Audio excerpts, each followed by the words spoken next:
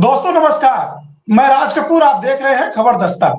इस वक्त एक ब्रेकिंग खबर इलेक्शन कमीशन से जुड़ी हुई आ रही है। पश्चिम बंगाल में एक वरिष्ठ आईएएस की तैनाती को तत्काल प्रभाव से निष्क्रिय कर दिया गया है। बताया जा रहा है कि एक मीटिंग में चुनाव आयोग से हॉट टॉक होने के बाद आईएएस अधिकारी अनुराग यादव को चुनावी ड्यूटी से हटा दिया गया है। क्या है पूरी खबर और इस खबर के बाद पूरे देश में क्या है माहौल, इन तमाम मुद्दों पर बातचीत करने के लिए हमारे साथ मौजूद है आलोक पाठक सर। सर, ये कौन सी बड़ी खबर आ गई है जिसके बाद पूरे देश में इस वक्त माहौल गर्म हो गया है? दरअसल कल जो है मुख्य चुनाव आयोग बंगाल की तैयारी पर तमाम ऑब्जर्वर के साथ और चुनावी अधिकारियों के साथ एक मीटिंग कर रहे थे। इस मीटिंग में मुख्य चुनाव आयुक्त ज्ञानेश कुमार ने कूच बिहार के इलेक्शन ऑब्जर्वर, जो कि यूपी कैडर के सीनियर आईएएस अफसर अनुराग यादव जी हैं, उनसे कुछ बूथ के बारे में जानकारी मांगी। वो जानकारी उस वक्त अनुराग यादव को देने में थोड़ी देर हुई या उस वक्त उनके पास नहीं थी, ऐसा मीडिया रिपोर्ट में दायर किया जा रहा है। तो नाराज होकर मुख्य चुनाव आयुक्त ज्ञानेश कुमार ने कहा कि आप वापस घर लौट जाइए। अब ये आप इस तरह की भाषा का प्रयोग मुख्य चुनाव आयुक्त के द्वारा एक सीनियर आईएएस जो कि 25-26 साल से सेवा में है और ज्ञानेश कुमार चुनाव आयुक्त बनने के पहले खुद आईएएस रहे हैं, तो ये थोड़ा आश्चर्यजनक है कि भाई इस तरह का, क्योंकि अनुराग यादव कोई बंगाल कैडर के आईएएस तो है नहीं, वो यूपी कैडर के आईएएस हैं। ये ठीक है कि वो अब से कुछ दिन पहले बंगाल में इलेक्शन कमीशन का ऑब्जर्वर बना के भेजे गए हैं, उस वक्त उनको वो जानकारी नहीं रही होगी, वो थोड़ी देर बाद वो दे देते। लेकिन भरी मीटिंग में कहना कि आप वापस घर जाइए, तो ये थोड़ा नागवार गुजर गया अनुराग यादव को। अनुराग यादव उन्होंने बोला कि साहब, हमने भी एज ए आईएएस देश की 25 साल की सेवा की है, आप हमसे इस भाषा में बात नहीं कर सकते। ये मीडिया रिपोर्ट्स में दावा किया गया राज कपूर जी। ये टाइम्स ऑफ इंडिया की रिपोर्ट्स की बात कर रहा हूं मैं। दर्शक समझ लें, टाइम्स ऑफ इंडिया ने, और आप ये खबर जरूर लगा दीजिएगा टाइम्स ऑफ इंडिया की, ये हम कहां से कर रहे हैं। तो ये कहा और उसके बाद शाम होते होते उनको चुनावी ड्यूटी से हटा दिया गया। तब ये खबर आई गई, छप गई, उसके बाद अखबारों में छप गई आज टाइम्स ऑफ इंडिया में। और आज क्या, आज जो है 3 राज्यों में मतदान हो रहा है, आसाम में, केरल में, पांडिचेरी में। अब जैसे ही खबर आई कि अनुराग यादव ने सदी हुई भाषा में ज्ञानेश कुमार जी से बोल दिया कि आप हमसे इस तरह से नहीं बोल सकते, ज्ञानेश कुमार का ये कहना कि आप वापस घर चले जाइए, भाई बवाल मच गया। अब अनुराग यादव को समझिए कि अनुराग यादव है कौन जी। अनुराग यादव पूर्व के ऑक्सफोर्ड यानी इलाहाबाद यूनिवर्सिटी के ग्रेजुएट हैं, और उसके बाद उन्होंने पोस्ट ग्रेजुएशन कहां से किया है? पोस्ट ग्रेजुएशन उन्होंने जवाहरलाल नेहरू यूनिवर्सिटी से किया। ये मैं आपको दर्शकों को बैकग्राउंड बता रहा हूं, ये ज्यादातर लोग अनुराग यादव का बैकग्राउंड नहीं बताएंगे, ये समझना जरूरी है। ठीक है कि इलाहाबाद यूनिवर्सिटी के पढ़े हुए ग्रेजुएशन किया, पोस्ट ग्रेजुएशन जेएनयू से किया, उसके बाद 2000 बैच में आईएएस क्वालिफाई किया और यूपी कैडर उनको मिला। अब इसके बाद तमाम लोग प्रतिक्रिया दे रहे हैं। हमारे एक पुराने साथी हैं अभिषेक कुमार, उन्होंने अनुराग यादव के ट्रांसफर पर लिखा कि अनुराग यादव ने बहुत अच्छा काम किया। इस चुनाव आयोग को लेकर उन्होंने कहा कि जिसकी निष्ठा पर सवाल उठ रहा है, जिसकी ईमानदारी पर सवाल उठ रहा है, उसके चुनाव आयोग के खिलाफ सवाल करके अनुराग यादव ने अच्छा काम किया, और हम इस देश को इस लड़ाई में खड़ा होना चाहिए अनुराग यादव जैसे अधिकारियों के साथ। आईएएस अनुराग यादव ने शानदार काम किया। भ्रष्ट सिस्टम के खिलाफ सबको खड़ा होना चाहिए, बेईमान और भ्रष्ट सिस्टम के खिलाफ। जिस तरह से बंगाल में, और देखिए लोग क्या पूछ रहे हैं राज कपूर जी, हर राज्य में चुनाव हो रहा है, 5 राज्यों में चुनाव हो रहा है, बंगाल में चुनाव हो रहा है, केरल में चुनाव हो रहा है, तमिलनाडु में चुनाव हो रहा है, आसाम में चुनाव हो रहा है, पांडिचेरी में चुनाव हो रहा है जी। जिन राज्यों में विपक्ष की सरकारें हैं वहां तो चुनाव आयोग ने लगभग हर अधिकारी को बदल दिया है, नया डीजीपी लाए, नया चीफ सेक्रेटरी लाए और तमाम और भी अधिकारी। लेकिन आसाम में उस तरह के ट्रांसफर नहीं हुए। तो सवाल तो जनता के मन में उठेगा, क्यों नहीं आपने आसाम के डीजीपी को बदला, क्यों नहीं आसाम के चीफ सेक्रेटरी को बोला, क्यों नहीं बड़े पैमाने पर अधिकारियों का ट्रांसफर किया गया। ये सवाल तो उठता है ना कि भाई ये दो तरफा, ये सब पब्लिक डोमेन में जनता सवाल पूछ रही, मैं नहीं पूछ रहा हूं। ये सवाल आज की डेट में सोशल मीडिया पे पूछे जा रहे हैं, और किस वजह से उनको अचानक से आपने इस मीटिंग के बाद चुनावी ड्यूटी से हटा दिया। तो लोग इसको दूसरी तरह से भी कह रहे हैं। एक युवा पत्रकार है गोविंद प्रताप सिंह, सोशल मीडिया पे बहुत सक्रिय रहते हैं और इंडियन एक्सप्रेस के लिए काम करते हैं। उन्होंने जो लिखा है उसको भी पढ़ना पड़ेगा, सुनना पड़ेगा दर्शकों को। गोविंद प्रताप सिंह युवा पत्रकार हैं, आप लोग उन्होंने लिखा है, जरा सुनिएगा सोशल मीडिया पे युवा पत्रकार क्या लिख रहे हैं। ज्ञानेश कुमार को मिला करारा जवाब, ये हेडलाइन है। ज्ञानेश कुमार को मिला करारा जवाब। वर्चुअल मीटिंग में जब ज्ञानेश कुमार ने एक अधिकारी को घर वापस जाने को कहा तो जवाब में कूच बिहार जनरल ऑब्जर्वर अनुराग यादव ने कहा, you cannot talk like this, आप मुझसे इस तरह से बात नहीं कर सकते हैं, हम भी 25 साल से सर्विस में हैं।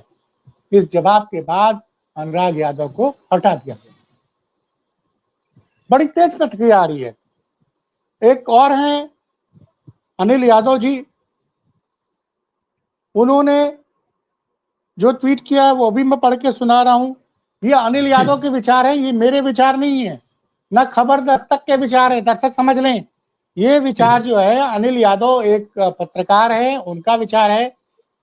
उन्होंने लिखा है, उसको उन्होंने भारतीय जनता पार्टी से जोड़ दिया है। उनका कहना है भारतीय जनता पार्टी इसलिए यादवों को जल्दी बड़ा पद नहीं देती है कि वे लोग अक्सर गुलामी से इनकार कर देते हैं, इसलिए बीजेपी अन्य ओबीसी पर भरोसा कर लेती है क्योंकि फिर बगावत की संभावना 90% कम हो जाती है। यादव रहेगा तो गलत को गलत बोलेगा। और हमारी साथी पत्रकार रोहिणी सिंह ने भी कहा है कि ज्ञानेश कुमार को बिल्कुल सही जवाब दिया है अनुराग यादव।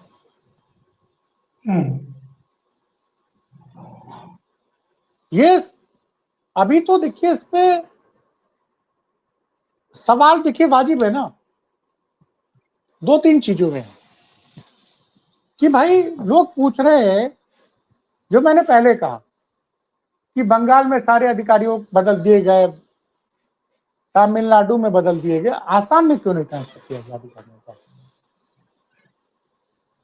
आसाम के अधिकारी जो कि मुख्यमंत्री हेमंत बिश्व शर्मा द्वारा अपॉइंटेड थे, वो चुनाव आयोग की नजर में निष्पक्ष हैं।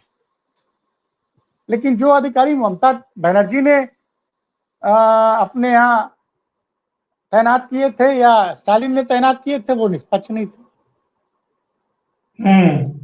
बंगाल में एक दूसरा मुद्दा भी है, दर्शकों को समझा दूं, बड़ी संख्या में वोटरों के नाम काटे गए हैं जी, और इसको लेकर एक वरिष्ठ पत्रकार हैं समीर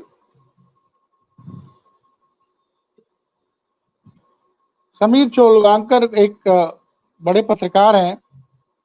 दर्शकों थोड़ा समय लग रहा है, फिलहाल ट्विटर पे ये ट्रेंड कर रहा है, सोशल मीडिया पे इस वक्त बर्निंग टॉपिक है। जो गोविंद हमारे युवा साथी जो लिख रहे हैं कि चुनाव आयोग को ज्ञानेश कुमार को करारा जवाब मिला। अब समीर चोगंकर, ध्यान माफ कीजिएगा, समीर चोगंकर ने ट्वीट किया है, जरा ये भी समझना पड़ेगा दर्शकों को कि चुनाव आयोग ने बंगाल की मतदाता सूची से 90,30,000 नाम बाहर किए। चुनाव आयोग ने पश्चिम बंगाल में, और ये काम जब कंप्लीट मालूम है, आज से एक दिन पहले फाइनल वोटिंग लिस्ट आई है, SIR फाइनल, जो स्पेशल इंटेंसिव रिवीजन के बाद वोटर लिस्ट जो आई है वो बंगाल में कल आई है। चुनाव आयोग ने बंगाल की मतदाता सूची से 90,30,000 नाम बाहर किए हैं। यह आंकड़ा पिछले बार की मतदाता सूची से के कुल मतदाता का 11.85% है। यानी 11.85% मतदाताओं के नाम काट दिए गए बंगाल में। इसका अर्थ हुआ कि औसतन बंगाल में 30 से 31 हजार मतदाता बंगाल के सभी जिलों में कम हुए हैं। 30 से 31 हजार।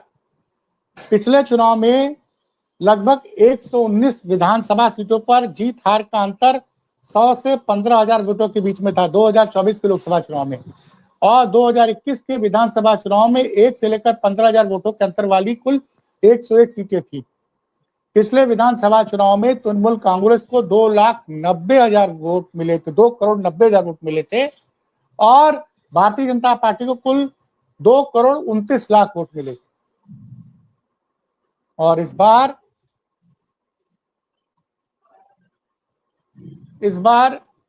90,30,000 वोटरों के नाम कट गए हैं। और ये नाम, ऐसा चुनाव आयोग का दावा है कि अवैध रूप से देश में रह रहे बांग्लादेशियों का नाम काटा गया है जो मतदाता बन गए। तो समीर सोगोंकर की जो पोस्ट में पढ़ के सुना रहा हूं कि गौर मतलब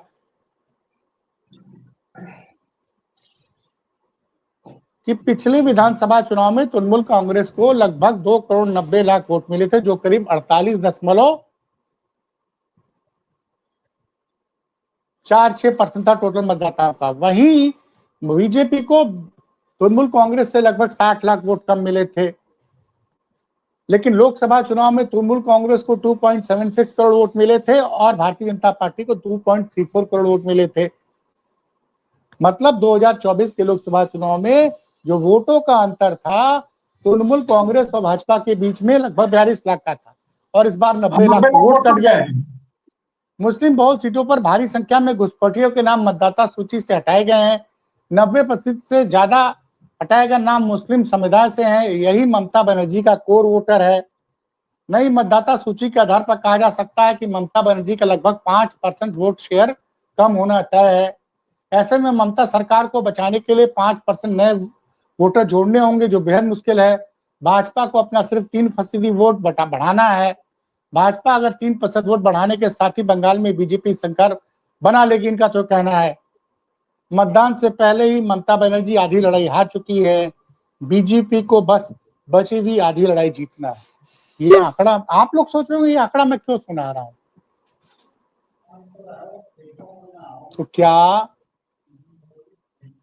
इन सब को पढ़ने के बाद सोशल मीडिया पर अनुराग यादव के लिए जो प्रतिक्रिया आ रही है, तो क्या अनुराग यादव ने कुछ ऐसा देखा था एज ए ऑब्जर्वर जिसका वो विरोध कर रहे थे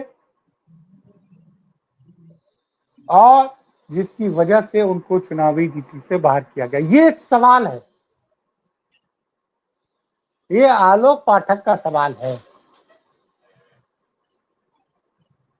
अब अनुराग यादव इस मामले में कुछ बोलते हैं कि नहीं बोलते हैं, लेकिन नॉर्मली अगर बोलेंगे तो क्योंकि नाम समझ ही रहे हैं, अनुराग यादव नाम है।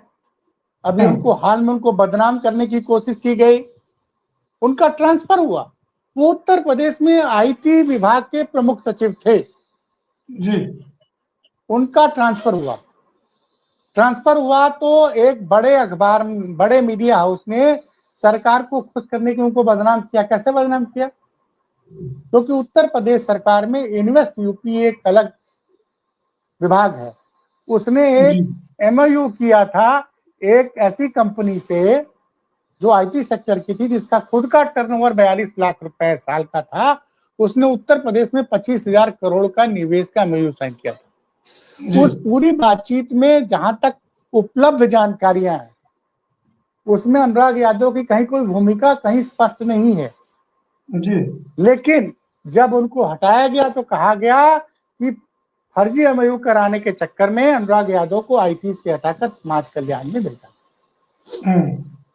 तो एक तो वैसे ही उत्तर प्रदेश में जब से भारतीय जनता पार्टी सरकार आई है, तमाम यादव अधिकारी और ऐसे अधिकारी जो कि सपा शासन काल में बड़े मजबूत थे, उनको कईयों को पोस्टिंग दी गई।